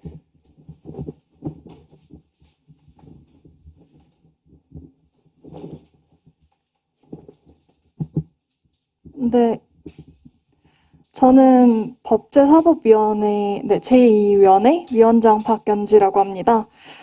저 아까도 말씀을 하셔서 모든 국민을 다 안고 가는 마음, 이렇게 감명 깊게 잘 들었는데 지금 코로나19 상황도 그렇고 저번에 말씀하신 것 중에 중산층 경제론에 대해서 제가 좀 봤는데 70% 이상을 중산층으로 만들겠다라고 말씀을 하셨는데 그러한 부분에 있어서 지금 코로나 시국에 있어 일자리를 구하는 것도 많이 어렵고 어떤 정책을 약간 구체적으로 추진하고 싶으신지에 대해서 듣고 싶어서 질문했습니다. 제일 중요한 건 일자리죠. 특히 청년 일자리가 중요합니다. 사회를 출발할 때 어떤 상태로 출발하느냐 하는 것이 평생의 사다리가 될 테니까요. 우선 많은 일자리가 나올 수 있는 분야를 말씀드리면 우리가 IT 분야가 굉장히 강하지 않습니까? 그런데 앞으로 10년 사이에 60만 명 정도의 일자리가 부족합니다. 초창기 몇 년은 매년 15만 명 정도가 필요합니다. 일자리가 부족해요. 말하자면 그만큼 그 분야에 청년들이 취업할 수 있다라는 얘기죠. 그런데 현실은 어떻게 되어 있느냐 그러면 이렇습니다. 우선 기업들이 당장 현업에 투입할 만한 그 정도의 전문 인력이 안 보인다 하는 그런 하소연을 기업들이 하고 있습니다. 삼성전자 같은 회사도 오히려 인재를 빼앗기고 있다고 하소연하더라고요. 게임 산업 쪽이 잘 나가다 보니까 그쪽에서 기존에 있는 좋은 회사들의 인재를 빼앗아가는 모양이에요. 고액 연봉을 제시하면서. 그러다 보니까 이제 그런 회사들이 인력을 급히 써야 되니까요. 다른 회사에 있는 사람들을 뽑아가거나 중소기업에서 잘 훈련된 사람을 또 뽑아가거나 그런 것이 지금 악순환처럼 계속되고 있거든요. 그래서 당장이라도 이걸 했으면 좋겠어요. 독일에서 하는 것처럼 그걸 이원제도라고 부르는데요. 학교를 다니면서 일주일에 한 3일 정도의 한나절씩 기업체에 가서 현업에서 훈련을 받고 그 훈련에 따르는 비용을 정부나 이런 데서 지원을 하고 그렇게 해서 졸업하면 바로 취업을 해서 현업에 투입될 수 있도록 하는 그게 필요할 것 같다는 생각을 합니다. 우선은 IT 분야가 제일 많은 사람이 필요하다는 말씀을 드리고요. 두 번째는 이 돌봄 국가 책임제로 가려고 해요. 초등학교에 전일제 아이들을 오후 4시까지 학교나 또는 바깥에서 책임져 주자.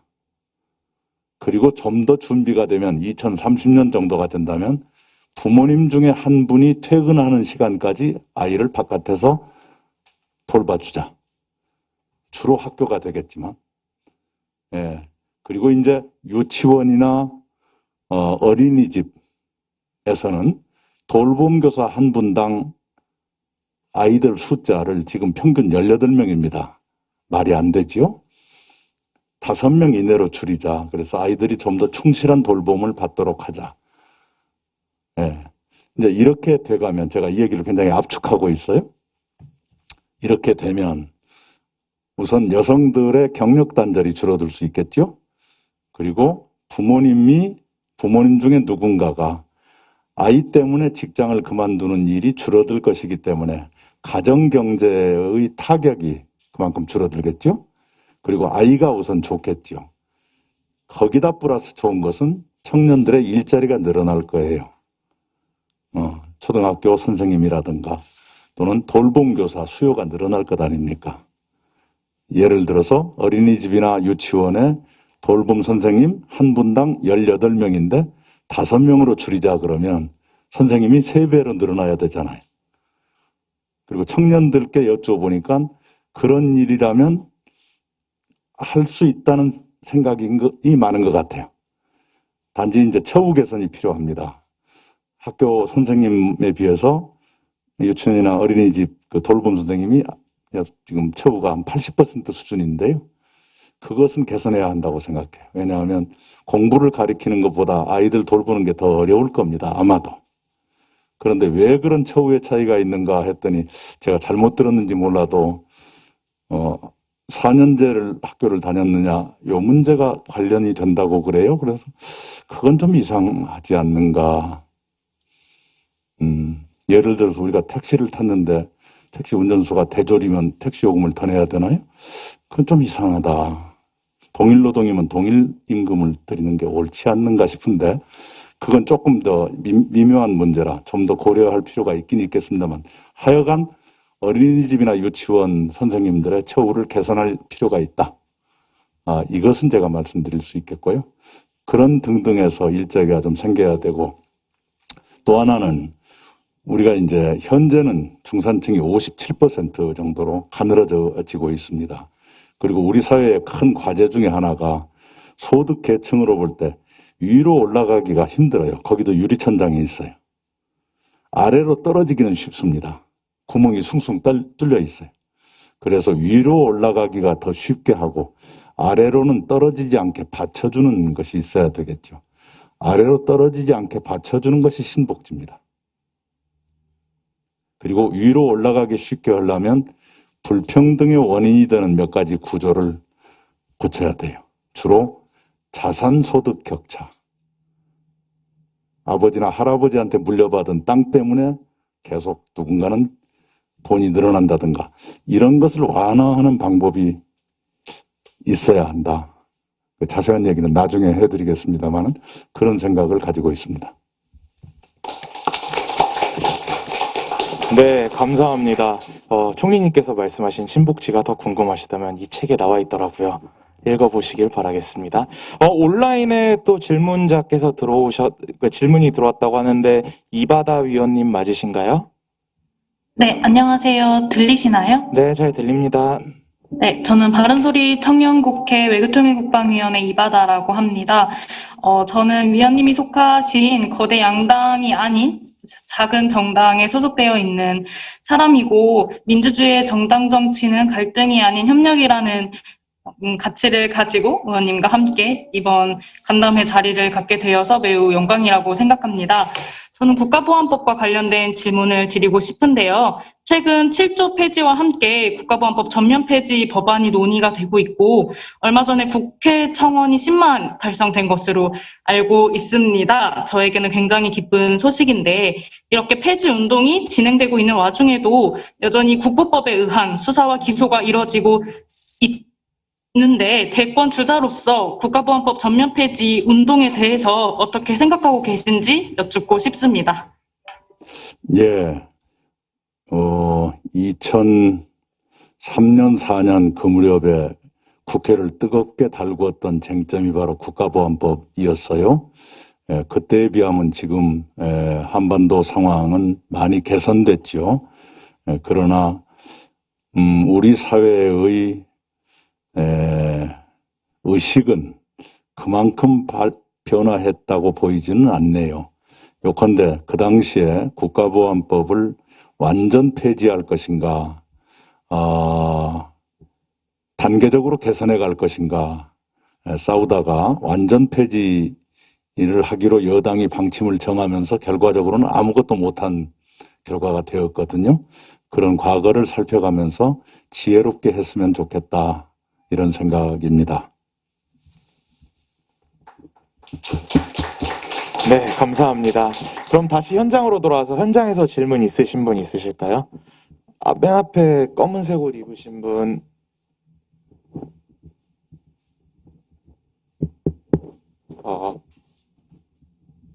나와요. 네, 나옵니다. 나오는군요. 지금 너무 정책 얘기를 하느라 콘서트장의 분위기가 무거워진 것 같아서 저는 개인적으로 이낙연 의원님께 개인적으로 궁금한 것에 대해서 질문하고자 합니다. 저희 학교 SNS나 제가 개인적으로 술자리를 가질 때마다 나오는 말이 특히 정치에 대한 얘기인데, 그 중에서 그 수많은 정치인 중에서 특히 총리님께서 정말 말씀을 잘하시고 그런 걸 유명한데, 어떻게 하면 그렇게 말씀을 잘하시는지 좀 궁금해서 여쭤보고 싶습니다. 감사합니다. 별로 잘하는 편이 아니고요.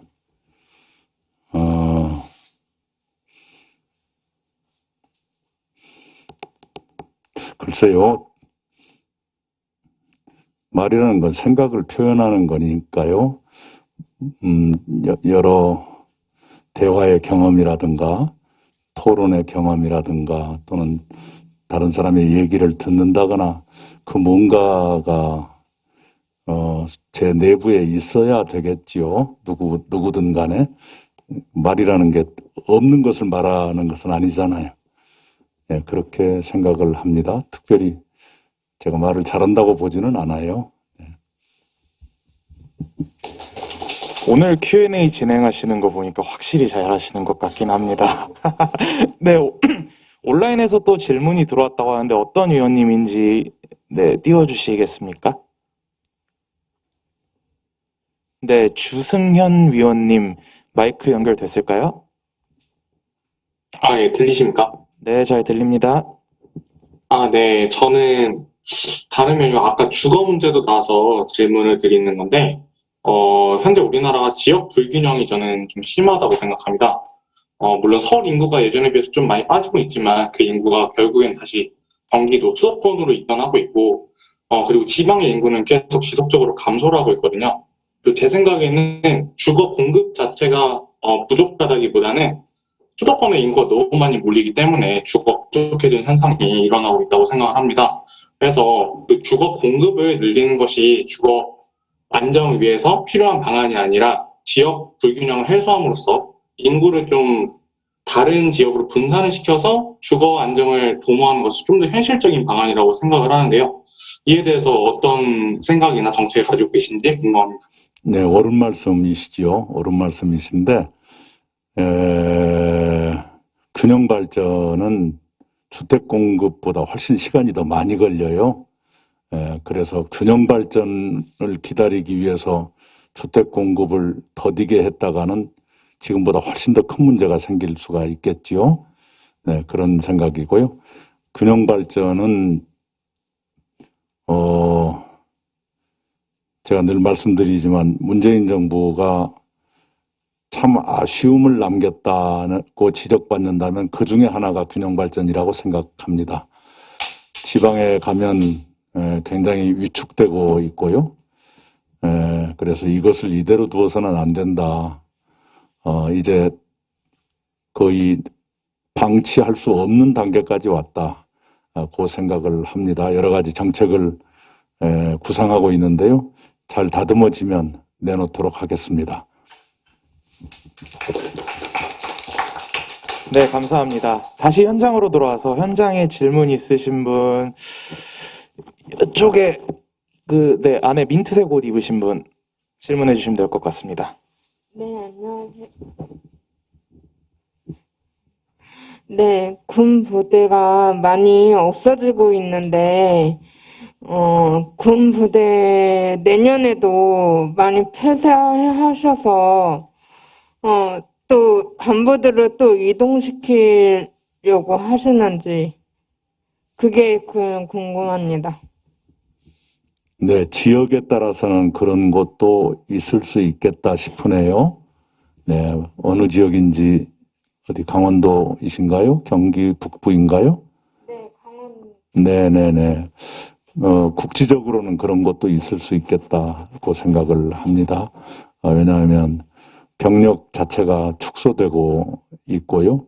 또 부대의 배치는 불변한 것이 아니기 때문에 그러나 이제 그 경우에 지역 경제에 미치는 타격이 있기 때문에 늘 정책이 충분히 그걸 따라오지는 못하고 있지만 지역 경제에 주는 타격을 완화하는 장치를 취해 가면서 그 병력 감축이나 또는 부대 이전이 이루어지는 것이 옳다 이렇게 생각합니다. 네, 감사합니다. 혹시 온라인에 또 질문이 들어왔나요? 네, 한 분 들어오신 것 같은데 윤현진 위원님이신가요? 네, 다음 질문 순서이신 분 마이크 켜주시겠습니까? 네, 의원님 반갑습니다. 들리십니까? 예. 네, 저는 법사위 제3위원회 소속 윤현진이라고 하는데요. 최근에 한미 정상회담에서 미사일 지침이 완전 해제, 완전 폐기되었다는 아주 기쁜 소식이 들려왔는데요. 문제는 미사일을 아무리 많이 만들어도 어디에 쏠지, 언제 쏠지, 누구에게 쏠지를 결정할 수 있는 힘, 그 힘이 저는 아주 중요하다고 생각하는데 여전히 한미연합사의 사령관은 엄연한 미국인입니다. 따라서 만약에 의원님께서 대통령이 되신다고 한다면 국군 통수권자로서 전시작전 통제권 환수 문제와 같은 국방주권, 자주국방에 대해서 어떤 생각을 가지고 임하실지에 대해서 궁금해서 질문드리게 됐습니다. 네, 전시작전권이 없는 상태는 완전한 상태가 아니죠. 완전한 상태가 아닌데 전시작전의 목표는 안보이기 때문에 우리가 안보에 충분한 준비가 되어 있는가라는 것 또한 고려사항이겠죠. 바로 그것 때문에 지금 문재인 정부에서 전시작전권 전환의 전제 조건으로 조건이 갖추어져야 한다라는 것이 있습니다. 그런데 한미 양국의 군당국은 아직 그 조건이 갖추어지지 못했다라고 보는 것이지요. 네, 그 점에서는 빨리 조건을 갖추는 것이 선행돼야 한다. 이렇게 보는 것이 옳겠고요. 미사일은 실전 배치는 마지막 단계이지요. 지금 윤현진께서 말씀하신 게 실전 배치, 무슨 누구에게 쏘느냐, 그 단계는 거의 최종 단계입니다. 그 이전에도 할 일이 있지요. 예컨대 우리가 그런 능력을 갖추는 것, 그리고 꽤 많은 나라에 우리 무기가 수출되고 있지 않습니까? 바람직한 일이냐는 별도로 치고 하여튼 그렇습니다. 그리고 또 하나는 우주 개발에 반드시 필요한 게 그런 것들입니다. 우리가 이 얘기가 좀 옆으로 새는데요. 그동안에도 미사일에 대해서는 크게 봐서 두 가지의 제약이 있었어요. 하나는 탄두 중량, 미사일 머리의 무게지요. 이 말하면 사람들이 제 머리를 보더라고요. 네, 탄두 중량과 사거리입니다. 그런데 탄두 중량은 이번보다 더 먼저 그 제한이 해제됐어요. 그리고 이번에 사거리 800km 남았다가 그것마저 해제한 겁니다. 그래서 이 우주 산업에 관계가 되기 때문에 미사일 지침의 종료는 굉장히 우리의 우주 개발에도 중요한 한 단계가 됐다. 그 말씀 드리고요. 또 하나는 이미 그 군수와 민수, 군대에서 필요한 것과 민간에서 필요한 것의 구분이 애매해졌습니다만 이 우주산업 또는 미사일, 이건 첨단 기술의 집약체이기 때문에 우리의 기술 개발을 위해서도 그런 제약이 없어진 건 참으로 다행입니다. 그런 여러 가지 목적이 있으니까요. 실전 배치를 하고 사용하지 못하는 미사일이 무슨 소용이 있냐. 꼭 그것은 아닐 수도 있다는 말씀을 드립니다. 예를 들면 일본의 신칸센이라는 고속철도가 있지 않습니까? 그걸 맨 처음 만든 사람들은 태평양 전쟁 때 전투기 만든 사람들이었습니다. 근데 일본이 패전하면서 그 기술자들이 필요 없어지니까 그 기술자들이 가가지고 그 고속철도를 만들어 버렸거든요. 고속열차를. 그런 식으로 어떤 한 분야의 기술이라는 게 굉장히 다른 쪽에도 연관되는 것이 많기 때문에 이번 미사일 사거리 제한의 철폐는 우리의 종합적인 기술의 발달을 위해서 굉장히 큰 진전이다. 이 말씀도 드리고 싶습니다. 네, 감사합니다. 다음으로 또 현장에서 질문을 한번 저희가 이제 사전보다는 조금, 네, 여기 질문, 네.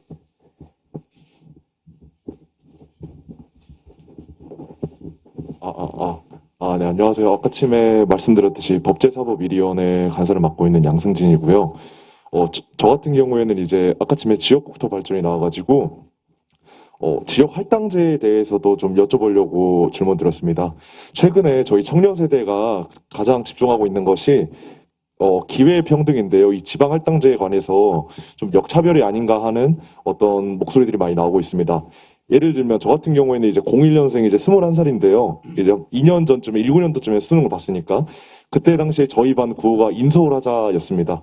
그랬는데 막상 이제 인서울 하고 그 다음에 대학을 와서 이제 여론을 보니까 예를 들면은 자기가 공부 열심히 해서 지방에서 서울로 대학을 왔는데 막상 취업할 때 그냥 자기 지방 내려가서 취업을 하려다 보니까 뭐 공기업이라든지 공무원 이런 데 쿼터가 있어가지고 사실상 역차별을 받는다라는 어떠한 의견도 있었고요.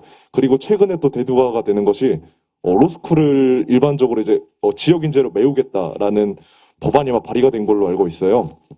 그런데 사실상 우리가 보면 로스쿨을 통해서 보통 변호사가 되는 게 일반적인데 이 변호사는 전문 직군이잖아요. 그래서 끊임없이 공부를 해야 되는 어떤 직종인데 이거에 대해서 과연 쿼터를 통해서 선발하는 것이 맞느냐에 대한 의문이 좀 듭니다. 그래서 지역 할당제에 대한 전체적인 의도는 공감을 하나 이에 대해서 좀 뭔가 보완돼야 될 것 같다. 이런 의견이 주를 이루고 있는데 이에 대해서 네. 총리님의 의견을 우선 뭐 이해는 하고요.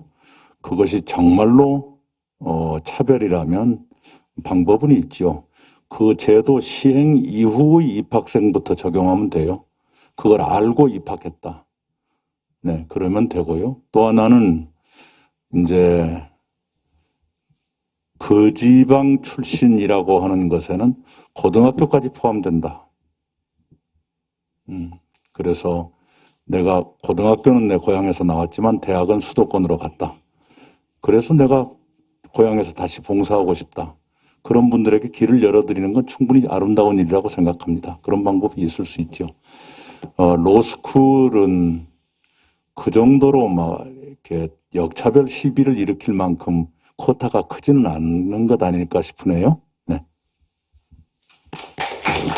네, 저희가 시간 관계상 마지막 질문을 받아야 될 것 같은데 아까 저쪽에 파란색 옷 입으신 분 손 드셨었죠? 네, 마지막 질문 해주시면 감사하겠습니다.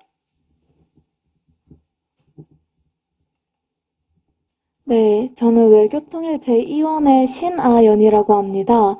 제가 평소 통일과 북한에 관심이 많아서 그 탈북민 정착기관에서 잠시 동안 인턴을 했었는데요. 그 요즘에 최근 들어서는 제3 출생국 이렇게 인원들이 증가하고 있습니다. 하지만 국내에서는 제3 출생자들에 대한 시선이 탈북자들을 바라보는 시선과 약간 좀 차이가 있는데요. 또 탈북자들은 같은 민족으로 바라보지만 제3국 출생자들은 아예 다른 민족으로 보는 경향이 좀 많습니다. 이에 대해서 어떻게 생각하시는지에 대해서 여쭙고자 한번 질문을 드리고자 했습니다. 네, 좀 목소리가 울리셔서. 다시. 그러니까 탈북자와 탈북자와 제3국 출생자들을 국내에서 다르게 바라보는 경향이 많은데 이에 대해서 어떻게 생각하시는지 좀 여쭙고자. 그건 이제 우리 사람들의 의식의 문제이겠지요. 결국은 일상을 통해서 그런 다르게 인식하는 것이 이렇게 희석되는, 불식되는 그 길밖에 없겠죠. 그걸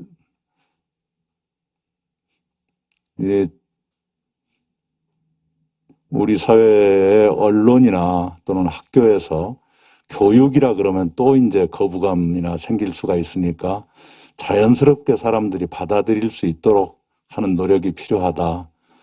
그 생각을 합니다. 그것을 일일이 다 이렇게 전부 다 끄집어내 가지고 말하기보다는 설명하지 않더라도 이렇게 물이 스며들듯이 사람들이 자연스럽게 받아들이도록 하는 그런 세심한 노력이 여기저기서 행해졌으면 좋겠고, 특히 교육, 학교나 직장이나 매스컴의 역할이 매우 중요하겠다, 이런 생각을 합니다. 네. 네, 감사합니다. 마음 같아서는 총리님 이렇게 귀한 발걸음 해주셨는데 하루 종일 모셔놓고 궁금한 거 다 하고 싶지만 시간 관계상 너무 아쉽게 되었습니다.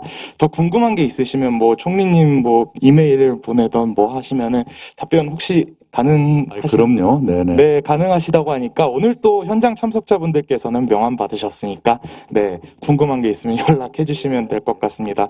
혹시 총리님 끝으로 오늘 어떠셨는지 한 말씀 부탁드리겠습니다. 예, 우리 청년 국회답게 우리 공동체의 문제에 대한 많은 관심들을 갖고 계셔서 그 점에 대해서 감명이 깊습니다. 저는 간간히 그런 질문을 받을 때가 있어요. 정치인이 되려면 뭘 해야 됩니까? 라는 질문을 받을 때마다 제가 늘 드리는 답변이 있어요. 기교를 먼저 배우지 마시고 공동체의 문제에 대한 관심을 먼저 가지십시오. 관심을 가지면 그 다음에는 어떤 것이 우리 공동체의 과제인가를 알게 되고, 그 다음엔 그 과제를 해결하려면 어떤 방법이 있는가. 실제로 그걸 쓰지 않더라도 토론이나 현장의 경험을 통해서 그 해법을 찾아보는 노력, 이런 것들이 쌓이는 게 굉장히 중요하다고 생각을 합니다. 앞으로 가면 갈수록 청년들의 정치 참여의 문호가 넓어질 거예요. 상당한 정도까지 이미 넓어지고 있습니다. 지방을 다녀보면 지방 의원들 중에 청년이나 여성들의 진출이 현저하게 늘고 있어요. 제가 소속이 거기여서 좀 편파적으로 보고 있는지 모르지만 특히 민주당 쪽에 많이 늘고 있습니다. 바람직한 현상이라고 생각하고요. 비례대표뿐만 아니라 지역구에서도 늘고 있어요. 그것은 유권자들의 의식도 변하고 있다는 뜻일 겁니다. 이 지방정치는 주로 생활정치인데요. 그것을 청년이나 여성께 맡겨도 괜찮겠다라는 생각이 유권자들 마음속에 확산되고 있는 것 아닌가, 이런 생각을 합니다. 그런 유권자들의 변화에 부응하기 위해서라도 오늘 여러분이 보여주셨던 것처럼 우리 공동체의 문제에 대해서 관심을 갖고 또 서로 공부하고 대화하고 또 해법을 같이 모색하고 이런 건 굉장히 좋은 일이다 생각하고요. 오늘 여러분이 저한테 주신 질문도 바로 그런 관심의 표현이라고 생각하고, 저도 많이 공부를 했습니다만 여러분께도 굉장히 저에게 좋은 감명 깊은 느낌을 주셔서 제가 고맙게 생각합니다. 이상입니다. 네, 끝으로 대표님 마지막 말씀 하실 거 있나요, 박수원 대표님? 마이크 없이 하겠습니다. 네, 마이크 되네요. 그래서 청년의 소리에 이렇게 귀를 기울이고자 또 바쁜 시간 내에서 또 와주셔서 너무 의원님께 감사드리고요. 그리고 저는 사실 이 자리가 의원님께서 이제 대통령이 되실 수도 있고 또 더불어서 저희와 함께 다양한 얘기를 나누는 그런 어른으로서의 역할도 하실 거라 저는 생각을 합니다. 오늘 되게 청년들이 많은 질문을 했는데 저는 사실 더 아픈 질문을 할 거라 생각을 했어요. 근데 생각보다 다듬어서 많이 좋게들 말씀하시더라고요. 저는 무조건 아픈 소리를 한다고 해서 저희가 변화되는 건 아니라고 생각을 합니다. 저희 단체가 사회 정의를 위해서 함께 하자고 이제 전국에서 250여 명의 청년들이 지금 함께 하고 있는데요. 앞으로도 이러한 자리가 마련되었을 때 기성세대가 진짜 꺼리낌 없이 이렇게 직접 와서 함께 해주시기를 정말 진심으로 바라고 있고, 또 의원님께서도 앞으로 청년들이 이러한 제안을 했을 때 적극 참여해 주시기를 부탁드리겠습니다. 의원님께서 함께 이렇게 해주실 때 아마 청년들은 궁금증을 넘어서 사회를 위해서 더 많은 생각을 하게 될 거라 저는 생각을 하고, 그러한 생각들이 모여서 바른 사회가 되고 또 바른 정치가 되고 저희 바른소리 청년국회 청년들이 될 거라 생각을 합니다. 오늘 귀한 시간 내주신 여러분들 너무 감사드리고요. 그리고 앞으로 이런 자리를 많이 만들어서 저희가 좀 더 소통할 수 있는 공론회장이 되었으면 좋겠습니다. 오늘 고생 많으셨습니다. 감사합니다. 네, 감사합니다. 이것으로 청년의 소리 오픈 토크 콘서트를 마무리하겠습니다. 오늘 귀한 발걸음 해주신 총리님께 다시 한번 뜨거운 박수 주시면 감사하겠습니다. 네, 마지막으로 사진 촬영이 있겠는데요. 오신 분들은 다 여기 앞으로 오셔서 총리님이랑 같이 사진 찍으시면 좋을 것 같습니다.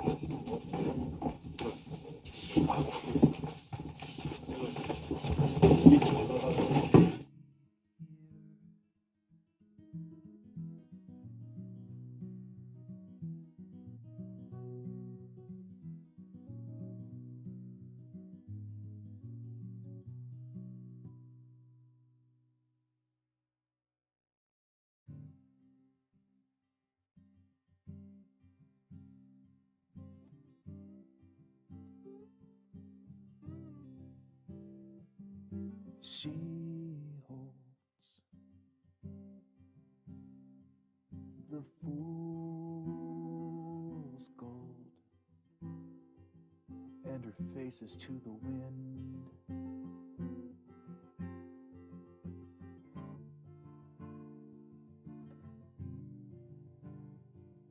And she holds the fool's gold. Yeah, it's easy to pretend.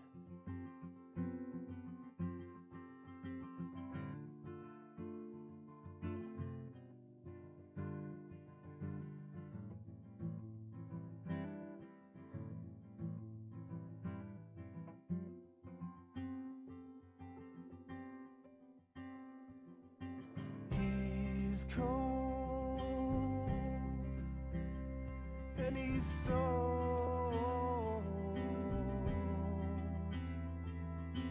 life gets in the way.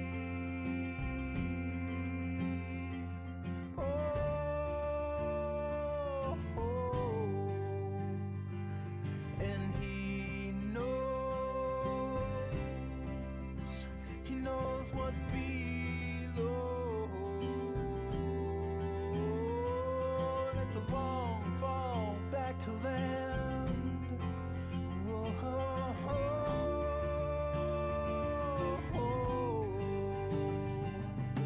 So it was written, yeah, and so it's gonna be in the end. And so it was written, yeah, a fool is better left to pretend. And it's the finest line in the grandest sign, but you're gonna have to walk it on.